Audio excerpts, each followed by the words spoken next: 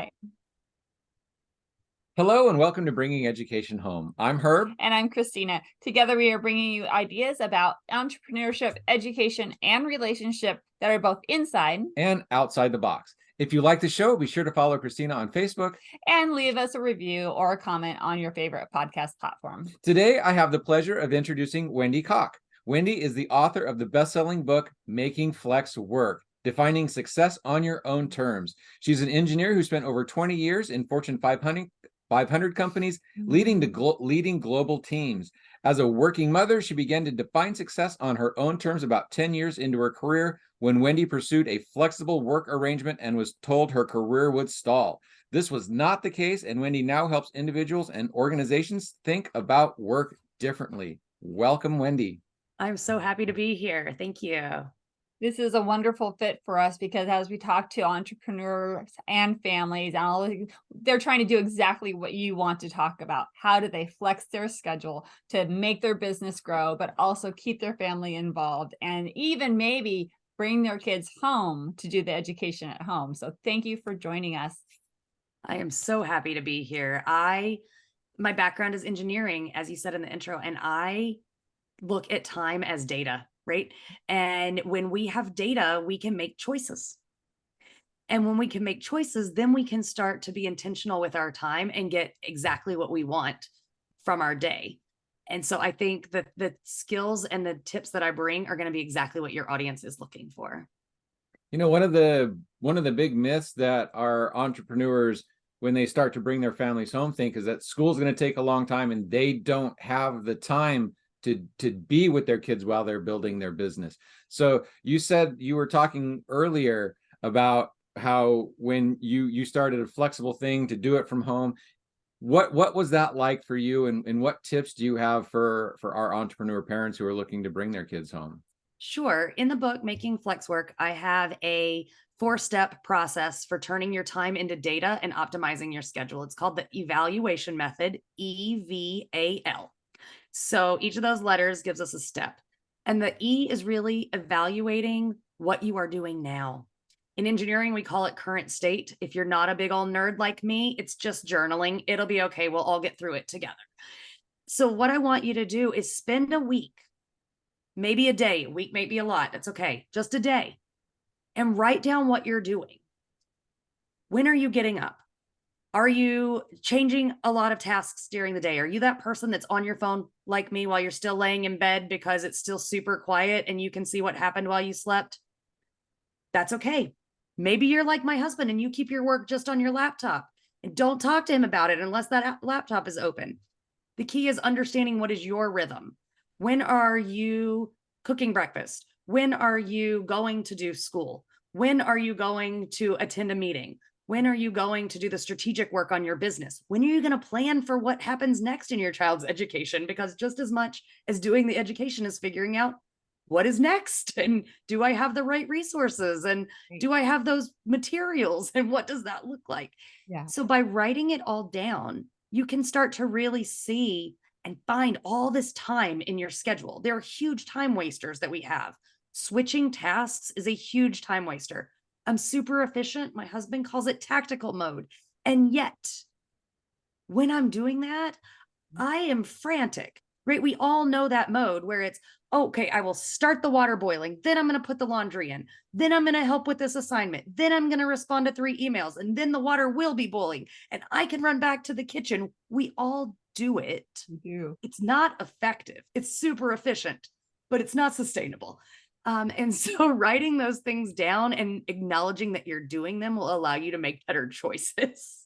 I love it because I just pictured myself in one of those frantic modes. And lots of times it's like right before I go to bed because like, oh, I didn't get this done, this done, this done. So I'm going to hurry and get all that stuff done and then hopefully get to bed. And then it's a half hour later and it's like, I just lost a half hour of sleep. hour and a half.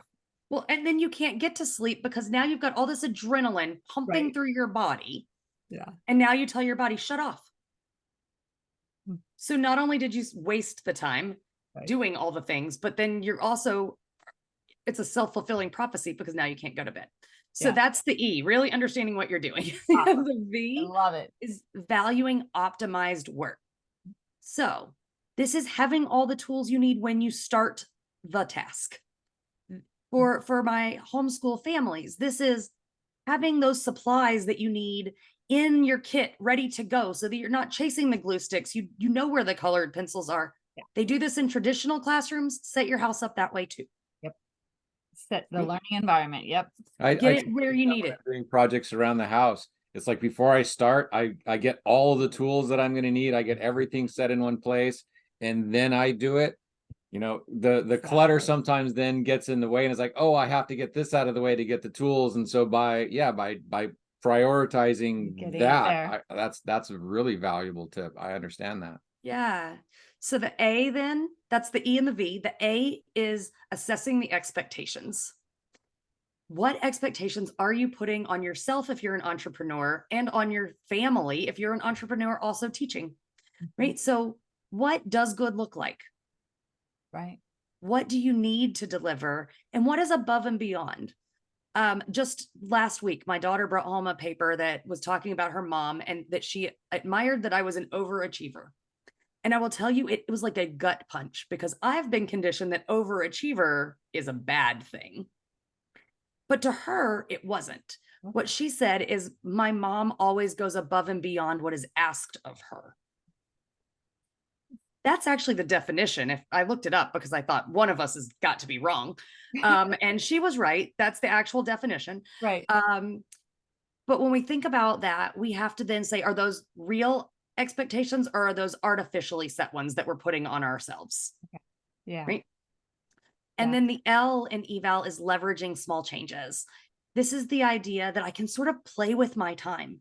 Let me experiment. My R&D background says, let's run an experiment on our time. What if I set the alarm 15 minutes earlier in the morning? Am I more tired, or do I get more things done? What if immediately after dinner, we clean up the kitchen? Am I less tired at night because I'm not frantically cleaning it up later?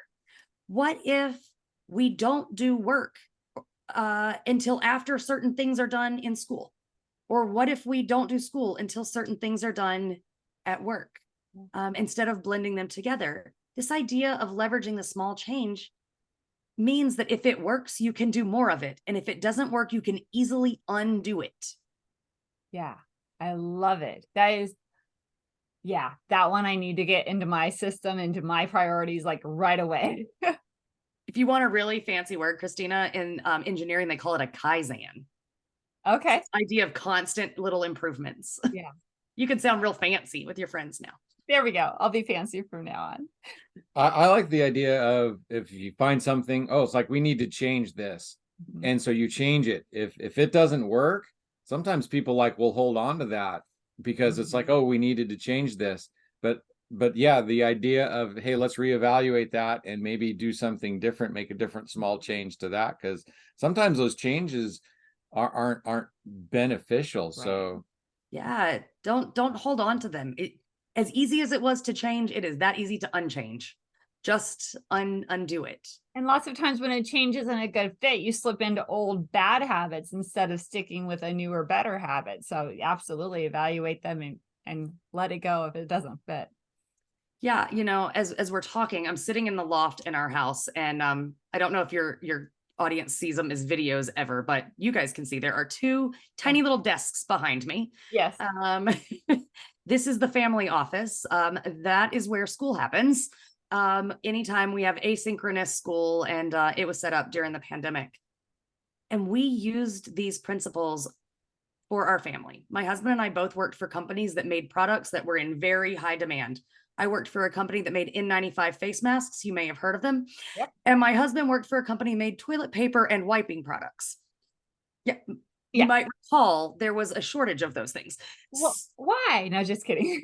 Exactly. So we were up to our eyeballs in work at the time that the world shut down. And yet our small children still needed to move forward. Yep. And so we did a couple of things with our family that I think are super helpful, that I'm just going to throw out as some tips for your families here. Love it. One is, both of us are big old nerd engineers. So we created what in industry would be called a Kanban board.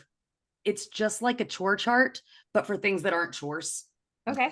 So we had a list of each of us and a clock down the side. We just took the big whiteboard and we wrote our names and we wrote the time slots. And we said, mommy is in a meeting at this time. So the parent on duty is dad. Dad is in a meeting at this time. So the parent on duty is mom. And then it would say, and guess what? You have to be on your Zoom here and your Zoom here. So everybody knew. And then when you need help with your work, that happens at this period of time. Sometimes that period of time did not happen until after dinner. Right. And that's okay. When you have control of the educational cadence for your children, it doesn't have to happen at the exact same time your work happens. If they need to watch a little YouTube or Netflix because you need to take care of something business critical, that's fine. They'll do their work later. And if you need to put off doing your work because they have something educationally critical, that's okay. You can do your work later. As a group, we've adopted this idea that work can be flexible, but we haven't really thought about how education can also be flexible. That's what we're Exactly. trying to get to, is like, That's yes, right. because I mean, one of the things that brings to me also is that you're able to do your meetings and have school and do all the things that you needed to. But then think about this: if it's not shut down and you're getting to be on the road, you get to travel. Well, now you get to do this activity, and still put those other things in. I mean, it just opens up this whole new world of family dynamics and family success, basically. You know, it's just amazing. Yeah. So this whole idea of being intentional with your time Mhm. allows you to find free time. Because we all know how to fill up our free time as adults. We grab these little computers in our pockets and we can lose hours. Yep. But if you know what you're going to be doing and you know, okay, this is not the time for that because we have something else important. We're going to go on this family adventure, or we're going to do this activity, or this is the time where we read, or this is the time where we write. Huh? Then everybody finds all that extra time. One of my favorite stories about writing Making Flex Work is that over 80% of the first draft was written while I was in the car. Okay. Taking kids to and from activities. Yep. In my instance, it was carpool, baseball, and gymnastics. Uh-huh. Right. I used voice to text to write because it is way easier to take a Google memo Uh-huh. than it is to grab a notebook. Yeah. And Is so you I would driving know what around chapter I was listening- working on, and I would just start writing. So as you were driving around, your kids were listening to you write your book? They were. That is an awesome I that love that is too. awesome for your children to understand that even in these downtimes you can be doing stuff. And That's one right. other thing I would like to point out is you pointed at the desks behind you. And so Just- setting out that space for the work to be able to again, like setting out the time, you also set out the space for the work, and that struck me as such an awesome thing that you're doing, that a lot of parents don't understand about, because they go to your room and do your homework, but that's where all your distractions are. To be able to flex into a space that's specifically designed for that, a Mhm. time that's designed for that is just a really beautiful thing that you pointed out, and you just kind of just let that go. But it's like, that is so important. It is. It is. I don't think about it that way. But yeah, this is where work happens in our house, whoever's doing the work and whatever the work is. Yeah. Right. Yeah, so not only is it flex time, it's flex space. And so It is. Yeah. that's beautiful. And I love that also, because some people say, well, you know, if my work is at home or the school's at home, then I'm always going to be on it. But again, if you have that set up space, when you walk away from that space, it helps you break that. So hopefully you aren't working all day long, kind of thing. So Yeah, I sit in the loft for that very reason, because we started originally in the dining room. Well, Right. it was a pandemic. We didn't know what we were doing. We were just finding any space we had, right? Yes. The dining room is the worst place to work because you then think about work every time you walk into the dining room. I feel for my friends that live in condos and apartments and have these little spaces and have to work in their kitchen Yeah. because work is constantly there. I encourage families who don't have the space to make a dedicated space to Mhm. create their work in a way that is compact and portable so you can put it away. Meaning, at the end of the day, if your desk is your computer or is your kitchen island or your kitchen bar, Yeah. when you finish work, close the laptop and put it in your closet. Yes. Simply put it in the cloak closet, somewhere you're not going. Yeah. Because if you need it, it's right there, but it's not going to be a visual reminder. If your homeschool piece where education happens needs to be in the middle of your kitchen, well, your kids don't want to have to look at that project every time they walk into the kitchen either. So figure out how you can close it up and quickly move it somewhere so that this can now be home again. Yeah, make your home flexible as well. It's Make like it all flexible. How just about your next book? How to make your home flexible. I love it. I love it. This has been such a wonderful conversation. This is amazing, Wendy. Thank you so much for those tips, those details, and being able to make it feel, possible, because that's what I'm hearing from what you were describing. And I love the eval, EVAL. Yes, I need to write those down. Go back and listen to the video, write them down, and Write those down. get on I top of have it. a ton of free resources available on my website, which is makingflexwork.com.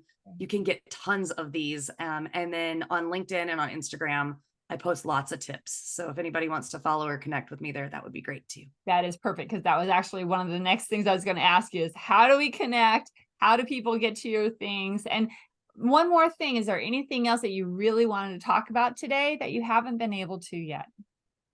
No, I am just so excited to be a part of your show and connect with your audience.